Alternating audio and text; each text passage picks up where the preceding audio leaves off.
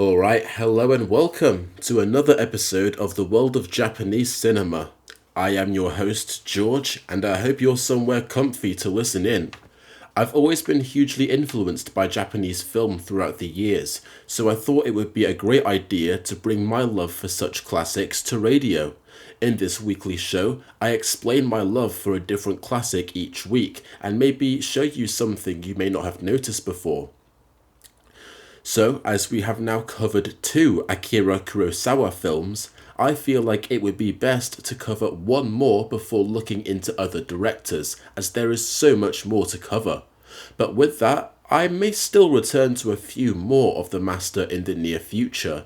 But for this week, I thought it would be great to contrast the tight, focused black and white rides of High and Low and Yojimbo with Kurosawa's most colourful and big budget masterpiece, Ran, from 1985. This film is essentially Kurosawa's film adaptation of the Shakespearean tragedy King Lear, following the tale of a once brutal ruler now looking to bring peace in his old age and divide his land between his children, only for more chaos and bloodshed to follow than ever before. Kurosawa had already made a straight Shakespearean adaptation with a samurai story with the film Throne of Blood, which retold Macbeth, and with, of course, Toshiro Mifune in the leading role. But Ran is so much more than a simple adaptation. Being the most expensive film in Japanese history at the time, with a budget equivalent of 12 million US dollars, Kurosawa would now be able to try a different type of power. Most of his famous films are known for being tightly shot, claustrophobic, and small-scale dramas with limitations in set pieces and budgets, inspiring creativity in camera work and mise-en-scène. Ran, now, would allow him to fully splash out on the most expensive and gigantic set pieces, the most lavish scenery, and the biggest ensembles of extras, as well as being captured in full bright colour as opposed to the iconic gritty black and white that gave his films a very distinct bleak mood with shadowy contrasts. Would this film's ginormous budget oversaturate Kurosawa's film and blur his razor-sharp artistic vision? Get Out! The story follows Hidetora, an aging warlord and father of three sons, Taro, Jiro, and Saboru. After having an eye-opening dream where he found himself lost in the woods but then found relief in reuniting with his sons, Hidetora sees this as a sign that the time has come to pass down the flame.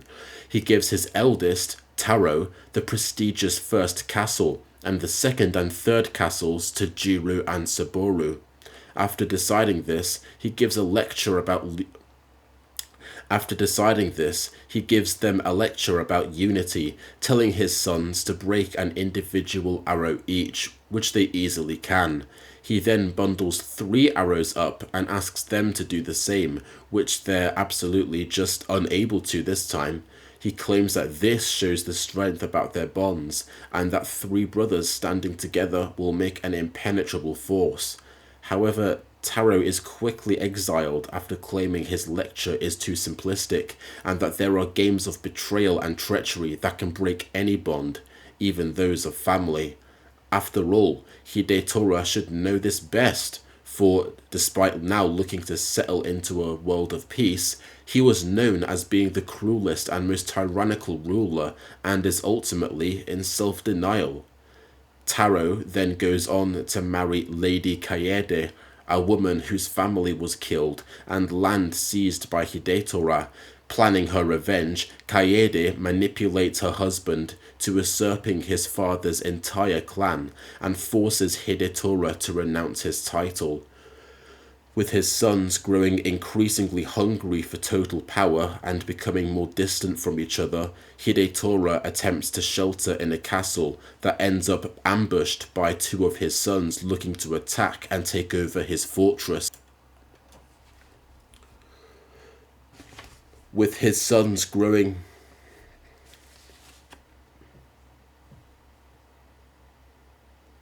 With all the legacy he's built turning to dust, Hidetora leaves and begins endlessly wandering the wilderness, succumbing to madness with his sons tearing each other apart and renouncing their father. With a haunted stare and increasingly ghostly appearance, our protagonist ends up suffering visions of his past sins and the people he murdered in the past. The true folly of legacy as opposed to current love and contentment is a massive theme in Ran. Hidetora's youngest son Jiro has a wife called Lady Sue, whose family was also killed by the past tyrant. But she appears to have let go of her anger and followed the path of Buddhism to reach a new place of contentment. In a pretty uncomfortable early scene, Hidetora appears to be friendly with her as his son's wife, but his past regrets begin eating away at him as he gradually finds he cannot bear to look in the eyes of someone whose family he slaughtered. He ends up screaming at her to look at him in hatred, as then he would find some deserving external blame and recognition for his actions, as opposed to being left with his demons. But she refuses. She claims she has removed all sense of hate in her heart and has learned to fully embrace and live in the present moment. This is one of many scenes that causes Hidetora's inevitable collapse. After wandering the open lands with his new madness, Hidetora ends up finding shelter at a peasant's house. After finding out the man is blind, he soon realizes who it is.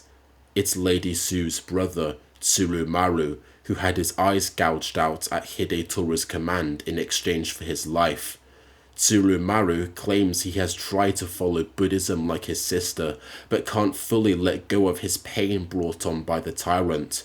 With this, he pulls out a flute and claims it is his gift of hospitality to the old man. A haunting tune then plays, with the flute gradually starting to screech more like the lives that Hidetora tortured, leading to our protagonist's biggest mental breakdown in the film. But what makes all these moments truly unique is how we have never seen any of Hidetora's past crimes up front. We only see him as this shriveled old man who thinks he has found some contentment with his sudden decision for an age of peace. We initially sympathize with him, but we also inevitably see how reckless his assumptions were that an era of peace can be instantly brought by a single differing decision after decades of senseless violence. The past inevitably catches up. The people he hurt are still here and now affect him in different ways, and his sons were all raised on his treachery, so his assumptions on them to be honourable when given divine power is a brash and arrogant thought. The rest of the film follows Lady Kaede's plot of revenge and the growing greed of the brothers. Jiro and Saboru begin battling against each other and more meaningless violence spreads.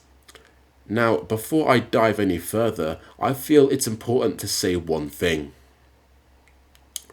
Ran is my favourite film of all time. There are many things that make a true masterpiece, but never has a film in its symbolism, risky and bold new vision, and immaculately captured style and cinematography impressed me on such a level. All of Kurosawa's films have their unique merits, and some, like Seven Samurai and Rashomon, are flawless in what they strive to do. But Ran, in my opinion, is his true masterpiece. A saying that I've heard a lot surrounding critically acclaimed films is the phrase painting in motion.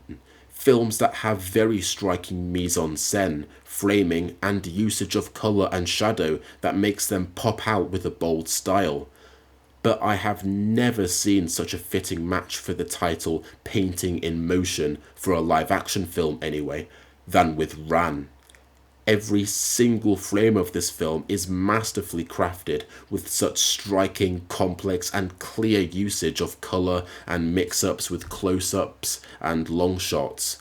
The most famous scene of the film, And one of the most iconic shots in any film involves Hidetora walking down his burning castle steps with a frozen look of horror and a pale look to match his white clothes, with both his son's armies at the foot standing frozen in shock at such a ghostly sight, with no awareness around him.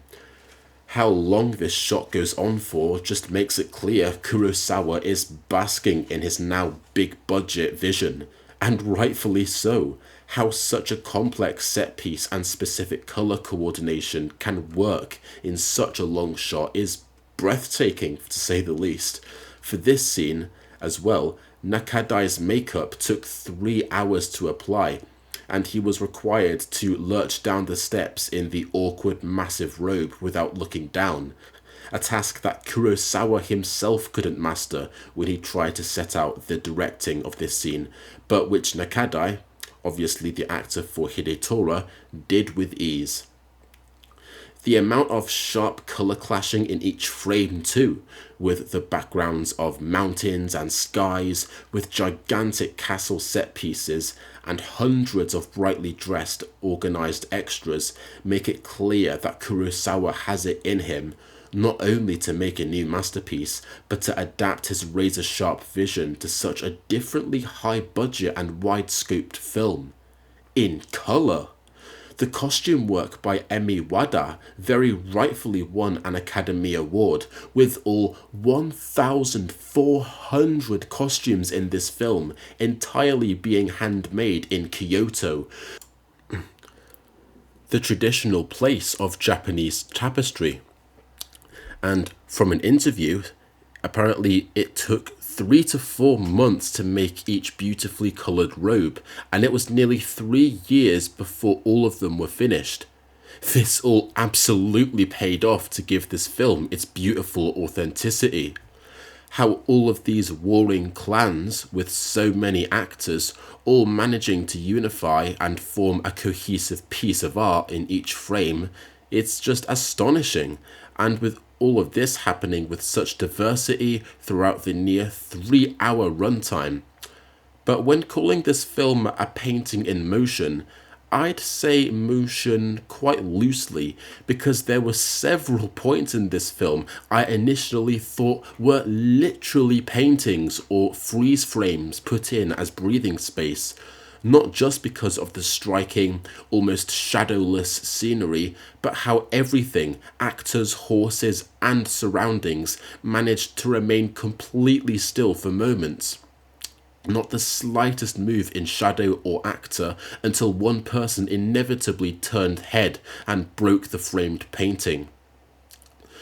The opening shot in particular, showing soldiers on horseback ready for a hunt, I straight away was convinced was a screen cap, with how miraculously still such a perfect and striking shot could be for such an amount of time. So with there being 1,400 actors and extras and 450 horses as well, various amazing shots are shown with Kurosawa's massive orchestration of such a wide crowd. Most notably, scenes where hundreds of people unify on a mountaintop, which is only seen at a far distance from one of our main characters' perspectives. With the film being processed at Mount Fuji, at the Himeji Kunamoto and Nagoya castles, on the mountains near Mount Aso, and even an active volcano in the island of Kyushu, the amount of lavish scenery that we see adds to Ran's gorgeous but wild world. And with that, Kurosawa has an interesting choice in background throughout this film, flipping depending on our characters' states. When we first see Hidetora and his sons, a lavish blue sky is ahead, which complements everyone's colours beautifully as a unified family. But when Hidetora begins to speak on his legacy just before his final decision, shouting that "I waged war until I ruled all that I saw," he turns and speaks into a clouded mountain valley. Not much to see anymore now. With this view of a stretched out clouded valley being prominent throughout the film, showing at several times of tension and aftermaths of violence, Hidetora's dissolving grasp on both his legacy and himself is reflected more and more. The climactic scene at the halfway point, where Hidetora's forces and castle get ambushed by his son's armies, is truly a standout masterpiece for quite a few reasons. In other scenes, Kurosawa's framing and mise-en-scène is beautifully crafted, but there's space to breathe as well. The war scene in the second act, however, is one of the biggest risks any director could hope to undertake. Hundreds of extras fight on horseback at incredible speeds, and the amount of wounded soldiers crawling, barely being missed by the horses, storms of rifle-bearing soldiers, and showers of arrows that barely miss the actors. The tension feels real and still manages to be framed in an effective way despite such overwhelming amounts of organized onslaught. It's also quite notable not only for being one of the few scenes with music, but only having music. We don't hear any of this loud violence or any screams of death, only a tragic orchestral piece connecting the flashing shots of bloodshed. With this, Kurosawa is, in a sense, removing you from the violence. He's making you see it with a sort of clarity, seeing the pointlessness of it all, as hundreds get slaughtered for two sons' reckless takeover of the property of their father, who had already tried to peacefully settle land between them. In a way, it's also sort of like we're the gods watching down on the humans from the safe heavens, like the Greek gods looking down on the bloodshed between Achilles and Hector in the Iliad. What also adds to our viewer perspectives as observers detached from this world of violence is Kurosawa's usage of static cameras as he cuts between them at every scene. We never have darting and whirling movements to immerse us on the battlegrounds fully, because again, we are not participants, but gods witnessing violence at its widest scale. But what can make us appreciate Ran even more is a look into Kurosawa's life at the time of making it. When you jump into this painted world and its complex characters, you realize the action doesn't exactly center around the old man, but is its own living, breathing entity in itself, which he's cast out onto. As taken from Mr. Roger Ebert, who stands by Mark Kermode as my all-time greatest film critic, we can see a sort of parallel with kings and filmmakers in Ran, who must both try and enforce their vision in a world seething with vanity and greed. Kurosawa had originally announced an adaptation of King Lear in 1975, but couldn't find the finance for such a massive vision. In 1980, he made the medieval epic Kagemusha as a sort of rehearsal for this epic, but which still didn't get him the money despite its success. But finally, a stroke of luck was found in the French producer Sergei Silberman, who agreed to fund Ran.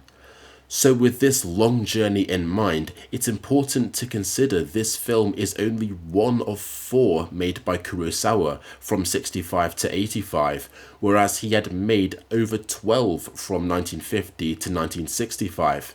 We had witnessed his explosion of success and impact worldwide. But now, with Ran, he sort of seemed to have been faced with the durability of his legacy, that and his own mortality. Kurosawa made Ran when he was 75, with his eyesight failing, the passing of his wife, and even a suicide attempt. There is ultimately much he reflected about himself in this film, particularly above all of his others. While there are undoubtedly elements of King Lear in Ran, the changes he makes can be seen as making it adjust to his own views on life, rather than simply making a different Japan-set film. Ran is much more focused on war than the Shakespearean play. Whereas Leah is driven mad because he doesn't love the daughter who loves him, while his other daughters betray him, who didn't love him back. Hidetora is driven mad out of the sheer violence of the wars between his sons, from the scenes of bloodshed that surround him and destroy him internally. As film critic Stanley Kaufman claims, the change is from the spiritual to the physical. This lets the film have many more impressive scenes of war and expensive set pieces, but also lets Kurosawa translate his frustrations in life. Hidetoru ends up surrendering himself to the surrounding violence and finds himself blankly wandering between places of tragedy and danger. A man who once ruled everything he saw becomes an outcast surrounded by chaos, forgotten by his sons. There's a chance that this reflected Kurosawa's very situation at his age, looking back at his golden legacy, but also getting a possible feeling of disassociation. Various directors in the West went on to explicitly adapt his work into films that were even more successful and widely known than his. Not only the Clint Eastwood westerns, but massive blockbusters like Star Wars had also taken many visual and written elements of his films to heart.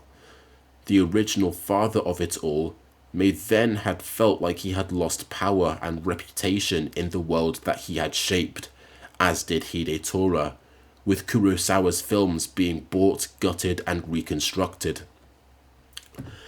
And with that, there are still so many unique scenes and characters I could talk about.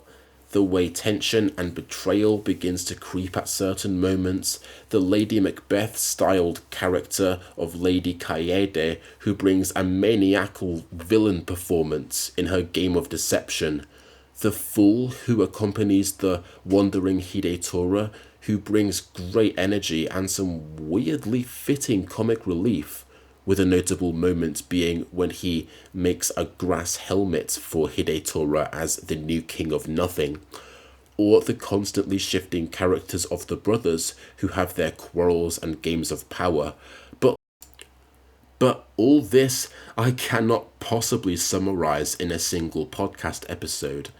With as beautiful as the film is and how much I love it, I can't explain and communicate just how amazing it really is through words of mouth like here. You need to go and see that for yourself and witness the beauty yourself.